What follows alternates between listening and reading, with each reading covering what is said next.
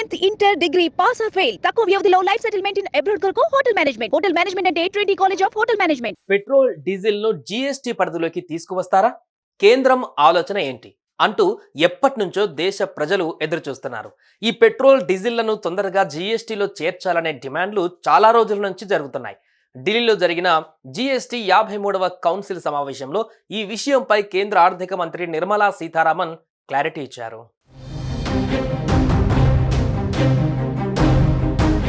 GST goods and service tax GST అమల్లోకి వచ్చినప్పటి నుంచి దాదాపు అన్ని వస్తువులను జీఎస్టీ పరిధిలోకి తీసుకువచ్చిన కేంద్ర ప్రభుత్వం పెట్రోల్ డీజిల్ను మాత్రం జీఎస్టీ పరిధిలోకి తీసుకురాలేదు.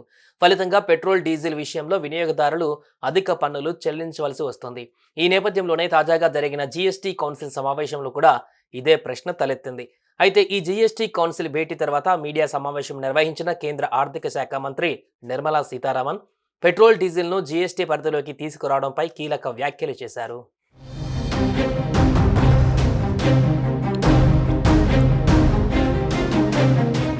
పెట్రోల్ డీజిల్ జీఎస్టీ కిందకు తీసుకురావాలంటే ఒకే పన్ను రేటుపై రాష్ట్రాలు ఏకతాటిపైకి వచ్చి అంగీకరించాలని కేంద్ర ఆర్థిక మంత్రి నిర్మలా సీతారామన్ అన్నారు.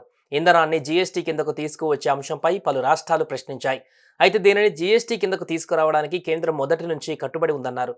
కానీ రాష్ట్రాలు పన్ను విషయంలో ఏకతాటిపైకి రావాలన్నారు. పెట్రోల్ డీజిల్ కూడా జీఎస్టీ కింద ఉండాలనే అరుణ్ జైట్లీ భావించారన్నారు. అయితే ఇప్పుడు రాష్ట్రాలు పన్ను రేటుపై నిర్ణయం తీసుకోవాల్సి ఉందన్నారు. అరుణ్ జైట్లీ ఉద్దేశం నాడు చాలా స్పష్టంగా ఉంది.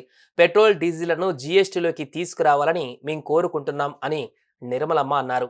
జీఎస్టీ పరిధిలోకి పెట్రోల్ డీజిల్ తీసుకురావడాన్ని చాలా రాష్ట్రాలు వ్యతిరేకిస్తున్న తరుణంలో కేంద్ర ఆర్థిక మంత్రి ఈ వ్యాఖ్యలు చేయడం గమనార్హం.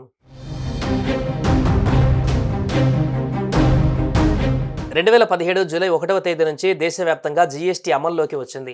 12 రకాల వస్తువులు సేవలను జీఎస్టీ పరిధిలోకి చేర్చే విషయమై ఉమ్మడి జాబితాలో చేరారు. ఆనాడే 5 రకాల commodities, crude oil, natural gas, petrol, diesel, aviation turbine ఫ్యూయల్లను జీఎస్టీ చట్టంలో చేర్చారు. కానీ దీన్ని తర్వాత అమలు చేయాలని నిర్ణయించారు. ఇక దీని ప్రకారం ఈ 5 కమోడిటీస్ మీద కేంద్రం ఎక్సైజ్ డ్యూటీ లేవీ కొనసాగుతోంది. ఇక రాష్ట్ర ప్రభుత్వాలు వ్యాట్ విధిస్తాయి. పీరియాడికల్గా కేంద్రం పెంచుతుంది. జీఎస్టీ పరిధిలోకి చమురు ఉత్పత్తులను తేవడం వల్ల కంపెనీలకు మాత్రమే కాదు వారు చెల్లించే ఇన్పుట్ ట్యాక్స్ కూడా ఖరారవుతుందని నిర్మలా సీతారామన్ అన్నారు. దేశవ్యాప్తంగా ఇంధనంపైన ఉమ్మడి పన్ను విధానం అమలులోకి వస్తుందని నిర్మలా సీతారామన్ చెప్పారు.